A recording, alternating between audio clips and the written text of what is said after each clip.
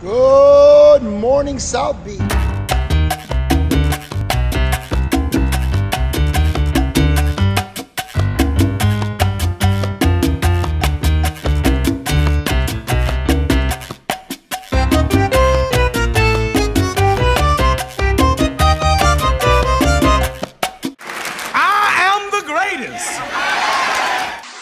Good morning, South Beach. Here we are, episode number 9, 5th Street Gym Podcast, with our special guest, Michelle Pooch, and my partner, Tom, the Greek Goddess.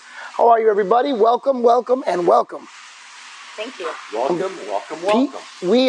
My very first client ever was Michelle Pooch. We had, at the gym at 555 Washington, where the original 5th Street Gym was, we had folding chairs. I had my pads. And we had no bags yet. We had no pictures yet. We had no ring. We had nothing. He had a mirror. We had a mirror. There you go. And she was brave enough to come in, and she was way ahead of the curve, way ahead of the curve of exercise boxing. So what made you start boxing for fitness? I like to hit things. And we actually were introduced by somebody from Chicago. And when you came down to Miami, they introduced us, and then I took you out, remember? Yeah. Clubbing and showing you my Miami. first night out, yeah. And then I was like, oh, you're such a cool vibe. And I was like, I think I had just had Bella, yes. too. She was probably 1 or 2, and I was like, you got to keep me in tip-top shape. So we trained her. We started this kind of system of training, executives and celebrities in this case, and a wide variety of people like fighters. So we did everything the same. The only thing is we didn't let her face get banged up, but we did everything else the same. And she took to it like a duck to water. She got in super good shape. We started doing pads. It was early Instagram days and early, it was I don't Facebook. think we had Instagram. At some point we did. MySpace. Yeah, right. And we were doing the padded videos wherever we could post them at. And it got between her personal friends and people looking on the interweb, it got very popular, and here we are today, where every wannabe model is throwing a punch on someone's hands. A lot of real models, too. Yeah, not to mention, yeah. Definitely became very popular, the workout. You're the best. You and I have a rhythm. There's just something about when I train with you that, we just have a rhythm. We clicked, and that's the success of fighter coach. It's not about how great the coach is sometimes, or even how great the fighter is. It's about that click that makes it comfortable. And you'll see fighters bounce from coach to coach. And Manny Pacquiao, he was actually a world champion before he got with Freddie, but they clicked. And the sky was the limit. They made hundreds of millions of dollars and won consecutive world titles in many weight classes. And I think that click and the environment at Wildcard, very similar to what the environment here, is a place that allows people to be themselves and be successful.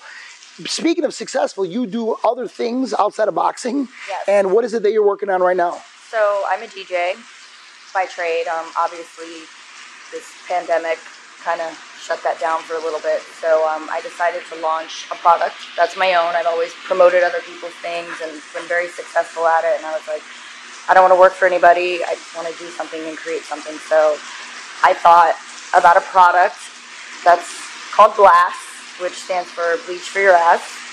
It is an all-natural stick form application that lightens, brightens, tightens, hydrates, and smooths your most intimate areas. Wow. So I've been looking for it. What can you get it? I've been looking for it. BLASSSTICK.com. Oh, God. Spell it?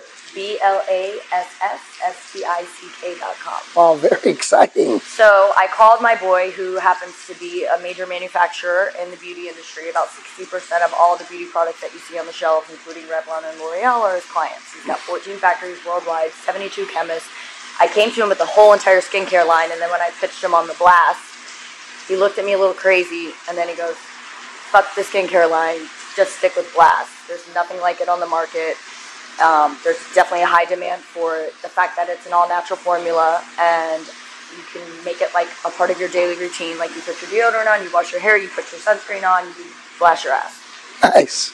But it's also good for other things. Acne scars, sunburn, any skin pigmentation disorder you have. A lot of women and men, underarms, upper lip, lower lip, Wow, very cool. Good for all that. What is BLASS? What does it do? What is, explain it.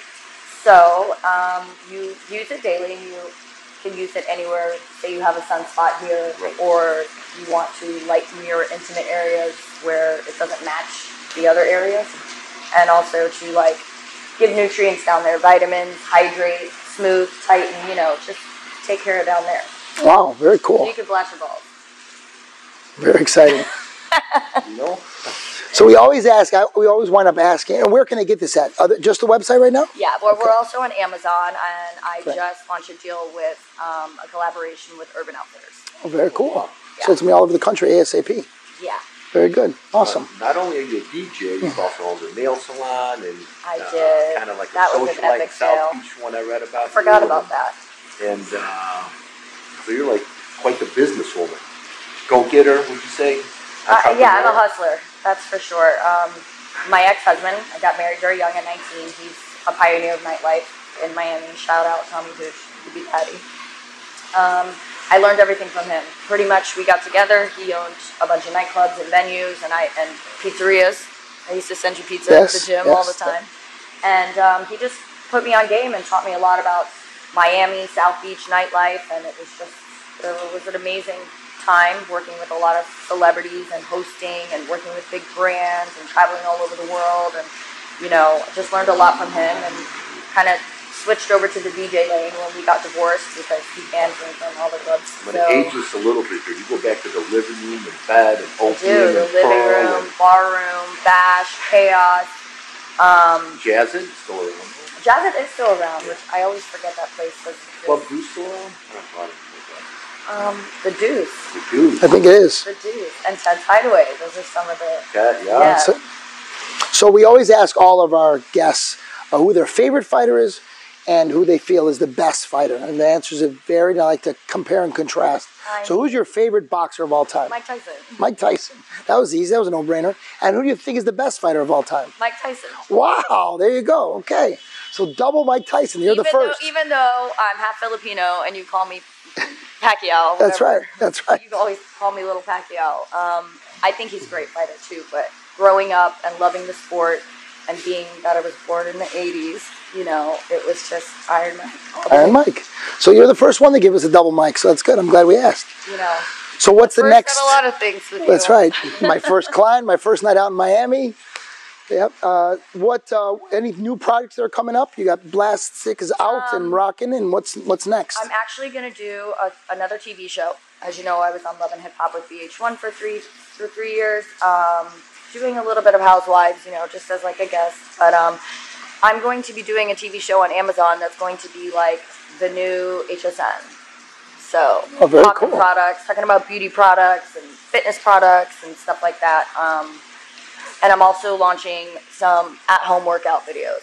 Wow. It's good to see Amazon grow a little bit because they're still not big enough. Oh, yeah, I know. That's very exciting. Very cool. Yeah. So when do you start shooting the new show? Amazon, I'm waiting on a date for that. It's actually a really cool platform. It's kind of like Instagram Live. So anyone can just go on Amazon, and on top there's different TV shows. Someone to click. So you can just go on there and just, you know. My favorite what's your favorite food? I like food. I mean, I love a good chicken parm. Chicken parm, okay. I'm definitely heavy on the Italian food. So, sushi. I like a lot of food. Food is my friend. There you go. Over the electric chair, you got one meal to eat. What are you going to eat? Chicken parm. Oh, there's the answer. Good. I love a good chicken She's parm. consistent. I like it. So in Miami, there is boxing and more boxing. Have you been to any of the recent? Have you seen any? Or have you been too busy? I don't cheat on you. Okay. Only when I'm in New York or Gotcha. LA. Gotcha. And it's funny because I got my Dino and I got my Hino. There you go. We rhyme. But no, I have not been to any other boxing gym. No, have you been to any fights here? I just went to the Mayweather fight. Oh, good. How was that? Well, it was pretty interesting. I was sitting next to Frank Biden, which was interesting. Wow. My shirt broke, and Nice. I had to stand like this Nice. the whole fight. It was cool. Good. The fight was whatever. Gotcha. I mean, everybody wants to make money. Money making Mayweather, right? There you go. That's what he's there for. Yeah. So now you said you've traveled everywhere. What's your favorite place? What's Italy. your favorite place? Italy. The Amalfi Coast. There you go. She's consistent. Santa Caterina, my favorite Rocky hotel. Marciano's not your favorite place. Italian food, Italy, Mike Tyson. Ex-husband, Italian. There you go. Dino, Italian. So that's it. So we have Michelle Pooch, who's a DJ. You'll find her at venues all over the world. She has her BLASS STICK. Spell it for me one more time. BLASSSTICK. That's online. And she'll be on the top of your Amazon buttons sooner or later for her live show. And Dino and I are going to make a new video working out together. So that's it. So be ready. Watch our social media. We have her social media is DJ Michelle Pooch. And we have mine at Dino 5th Street Gym, and Tom's.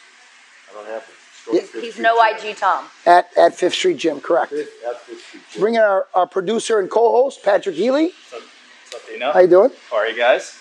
Thanks for having me on. Good to hop on with you guys. Just like the first episode, some of you guys may know me from Brooklyn Boxing Podcast. Excited to be here with you guys. 5th Street Gym Podcast now. Listening to you guys talk a little bit your products. I was thinking, in terms of the fight game, I know you guys were just at the Bare Knuckle FC. There's a ton of, the production of it was amazing, a lot of different advertisements. Would you ever get your products maybe on the canvas of any of these rings? Or? Oh, for sure. BLASS on the boxing shorts, right on their ass. Right on the... There you go. Because I know there's a lot of boxers out of here looking for patches on the shorts. I mean, Dino, you might be able to help them out there. Nobody sells their ass faster than a boxer. You know what? They can put the BLASS on before they put their wraps on. That's it. Be good for their skin. There you go. Actually, we didn't invite Patrick here today. He actually gave us money to be on the show, so that's why he's here. Yeah. I get a pizza? Well, you're outing me a little bit. That's but right. He's the sponsor. We'll take BLASS instead. Tag your sponsor. But how was the Bare Knuckle event in general? I think like a lot of people talk about, I've been to boxing fights, of course, UFC, but Bare Knuckle's a whole nother vibe, right? Absolutely. You could feel the energy that you were in the casino. The energy was like of Las Vegas, fight. It was like being at one of the bigger fights. For sure. It did. The casino was packed. It definitely looked like Vegas. It did. It felt like it. But I'll tell you, I was discussing. I went into the ring with Andrei Arlovsky for the UFC heavyweight title at a big hockey venue in San Jose, and it was nothing I felt like that before. But yesterday at the Hard Rock Live for the Bare Knuckle, the fans are coming for blood. That's what they're there for. It's very interesting. It's a different energy, and I get goosebumps thinking about it. Actually, it was unbelievable.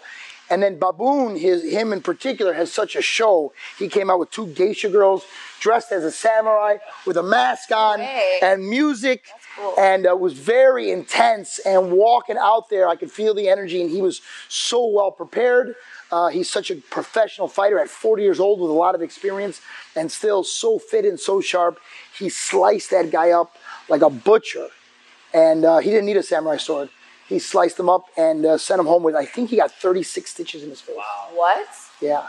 It's You need unbelievable. some beauty products after That's what I heard. That's what I heard from the doctor's Right, office. so what happened with, a lot of people are asking, what happened with Hector Lombard after the fight? I think the guy tried to take some of the... Yeah, I really appreciate the whole BKFC, but their security is lacking. When Baboon won his world title, the opponent he just had jumped in the ring, didn't even get a chance to thank his mom. And now Hector wins the world title, and some contender jumps in the ring, or wannabe contender jumps in the ring, and gets in his face. And before he could even say something, Hector lit him up with a 2-piece and smacked the shit out of him. He didn't even know what hit him. And after that, his hands came up way too late. I think he thought he was going to do a little fake little promo, and Hector is not a fake guy. He trains with us quite often. He's very intense. He's very serious, and he is not going to allow you to get in his face under any circumstances. So the guy got cracked. Another great, the Healy fight. Healy, who also trained here, and Thiago, who's... Yeah, Healy just started training here, I want to say less than 5 years ago, is now fighting one of the top fighters in the last 10 years. Thiago Alves is a well-rounded top-line fighter from American Top Team, an unbelievable gym, where he fought George St. Pierre for the world title and put St. Pierre down. And now Healy finds himself with very little experience, hanging with this world-class fighter, drops him actually in the second round, but you know, with the more muscular guys, you find conditioning to be an issue. And it appeared to be, this is just my opinion from watching, I was in the locker room watching on TV, it appeared to have come into play where he started to slow down a little bit because he's very explosive, lower his hands a little bit, eventually wound up getting hit himself, cut up, couldn't see really, got a little discombobulated and eventually stopped. He was in great spirits. He's such a gentleman. These guys, both Baboon and Healy, who come from really rough Miami backgrounds. They have, I think they've spent a few nights in places you don't want to spend. They're County boys. Yeah, exactly. And when it came down to it, they act with such class. They couldn't compliment their opponents enough. They can't give enough respect. They're polite. Healy's getting stitched up, and I'm leaving. He can hear me saying goodbye. He's like, "Coach, I love you. Have a safe trip." I mean, he's always really considerate of everybody else. So these guys are really stand-up guys that are fighting. You want to get serious. This is as serious as it gets. Before we jump into questions, we also had another fighter of ours, Avril, which you couldn't work the corner. She fought the other night. She's 7-0 now. Correct. She's still undefeated. Undefeated. She's been here since day one. She's been in Chicago in her amateur career. She eats peppers for like a dessert. Very good shape. But she fought a Hispanic girl. We didn't get a chance to go, but I heard about it. Yeah, she did a great job. She really has her fitness and diet on point. So in turn, she winds up being the biggest and strongest athlete in her division. Typically, she winds up being the tallest and the longest, and it really pays dividends. A lot of fighters could learn from her. I know that women's boxing takes a backseat to men's boxing, but Avril in particular has her diet and exercise on point. She comes always well conditioned. She travels a lot. She does a lot of social media things, has a lot of engagement, still makes a point. I, along with most of us, use travel as a great excuse to eat bad. Avril does not. She keeps her weight, and she winds up really having a size and strength advantage in her fights, and she knows how to use it, and in turn, she's still undefeated. Disciplined. She is disciplined. We were at a barbecue. We took her to the Ringside Nationals, where we had one of the most famous barbecue restaurants in Kansas City, where there were pictures of celebrities and presidents. I was elbow deep in swine, and she was eating a red or green pepper like an apple for a snack. And while I had barbecue sauce in my eyes, I wasn't even sure what I was looking at. And she kept it on track. Actually had a pig he was trying to take apart. Yeah, so she's very disciplined, and it shows, and that's why she's undefeated. I wanted to go back to when you mentioned Hector giving the 2-piece. Luis wants the 3-piece in the soda from Masvidal with that call out, right? He's calling out Jorge Masvidal, one of his former opponents in MMA that he beat many years ago, but he wants him in bare knuckle. I know that, Jorge, another Miami legend, he's under contract with the UFC, but that seems like something people would be very interested in and could happen soon. So yeah, I mean, I don't know if Dana's trying to lend his brand to help out Dave Feldman, knowing that Dave Feldman's BKFC is growing so rapidly. That being said, things have happened like that. That was totally off the cuff. There was no intention of that. What happened was George, who's been here to spar and typically is very nice to me and is been friendly, I think hot and cold as far as Baboon goes, came in our locker room to wish Thiago good luck and walked by the two of us and didn't even say hello. Not a fist bump, not a good luck, nothing, which I was shocked. Because he's, like I said, he's been here before. We've helped him. He's always been very nice and polite. I was shocked to see that, but I don't know if he's got it in for Baboon, but Baboon's got it in for him. Baboon beat him once and will happily box him and beat him again. Baboon's a different level, has different level of hands compared to most MMA fighters, most bare knuckle fighters. It won't even compare. So before George starts saying insults and telling you what he's going to do to you and what he's going to do to Baboon, blah, blah, blah, that's a waste of time. I've seen him box, and he's a good puncher. He's a heavy puncher for an MMA fighter, but Baboon will take him to school. And he spars with Daniele. So Daniele, I'm sure he's getting better sparring with world-class boxers in here every day. I mean, that is our secret. It's not, I know coaches love to take all the credit, but I won't. It's the horse, not the jockey, as Angelo Dundee used to say. And the world-famous Fifth Street Gym is famous not for Angelo, but for Muhammad. And the credit goes to the fighters. But what we can do as coaches is to develop an atmosphere where they can thrive and put them in with sparring partners that are better than their opponents.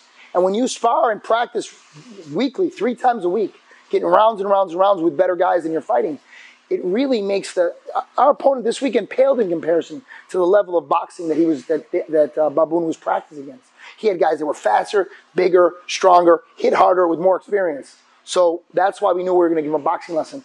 You know, we weren't about to risk anything to go for an unnecessary knockout. The guy was super tough, but styles make fights. You fight to win, and that's exactly what he did. Most definitely. Most definitely. There are some big fights this past weekend too, with Lomachenko and Gervonta Davis. I don't know if you guys want to touch on those a little bit. Both guys getting big wins. Lomachenko, obviously, comeback fight for him after losing to Teofimo, and Gervonta with an emphatic finish over Barrios. So, I mean, these are great fighters, and they're in prime divisions, but these promoters are not giving us the fights that we need. They're not giving us we want to see the household names, the most famous fighters versus the most famous fighters. That's what we grew up on. That's what we saw Mike Tyson do, Muhammad Ali do, Sugar Ray Leonard do. There's a big documentary called Kings. Yeah, the four Kings. Four Kings, yeah. So that was about the 4 best fighters in the world, not even in the same weight class, coming up and down to make it happen. Right. These guys are going up and out of weight classes to fight guys that aren't as good as the guys that are in the weight classes. YouTubers. Yeah, not to mention TikTokers. Yeah, so both of the fighters they fought are nobody really worth mentioning. These guys could be fighting each other. The Teofimo should be fighting whoever. He was in a fight. Who was the Greek kid he was in a fight? Cambosos from I think he's from Australia. Right. Yeah, he was going to fight him, and he shouldn't be. He should be fighting. They should be fighting Tank. Yeah. You know, these guys should be fighting each other. We're not getting the fights we want.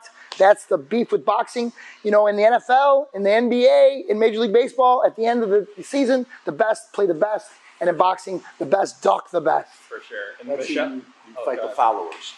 How many followers you have? That's what it's becoming. But these guys are famous. Lomachenko is famous. Tank is famous. What's the kid's name that from Canelo's camp? Ryan Garcia. Ryan Garcia is famous. Why? Where is he? It's unbelievable. They have enough followers. They have enough justification. They have everything but promoters that are willing to make it happen. For sure. Michelle, I was wondering, since you mentioned, Mike Tyson was your favorite fighter, obviously a huge knockout puncher, vicious. We have the heavyweight trilogy world titles coming up between Tyson Fury and Deontay Wilder. Deontay Wilder representing the U.S. Unbelievable knockout power. Are you riding with him, the American guy, to get it done in the trilogy? Is he a guy you like to see, and he delivers those highlight reel knockouts? Yeah. You think it's going to be easy work? You think Tyson Fury's going to... the first 2 fights, Deontay knocked Fury down in the 12th round. In the first fight, Fury got up. The second one, Fury made quick work of him. But it's going to be interesting, 2 heavyweights colliding. I definitely think it's going to be interesting, but again, you just never know. Like the saying, any given Sunday. That's right. You just never Especially with heavyweights. I mean, I think Tyson's got his number, but Deontay definitely has power. And when he knocked him down the last time, he got up with 1 second to go. One more second, we don't even have a trilogy. He's fighting Anthony Joshua instead. Anthony Joshua is scheduled to fight Usyk now, September 25th. So again, they're doing it again. They're doing it with the heavyweights. Anthony Joshua doesn't need to do anything but wait for the winner of this fight. The winner of this fight fights him to find out who the real heavyweight champion of the world is, the baddest man on the planet. But instead, they're playing games with a cruiserweight named Usyk. That is a great fighter, but too small and really kind of silly. So in the next 3 weeks, I'll be traveling. We were scheduled for Daniele to defend his belt and acquire a couple new belts in Italy. Italy is a little slow on the uptake, so they postponed the fight until October.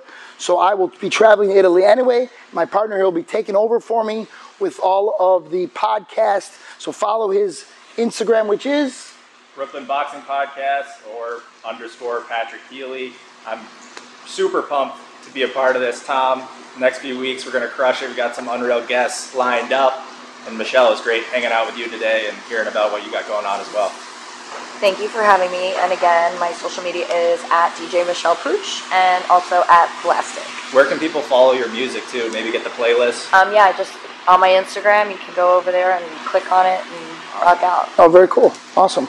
I am the greatest.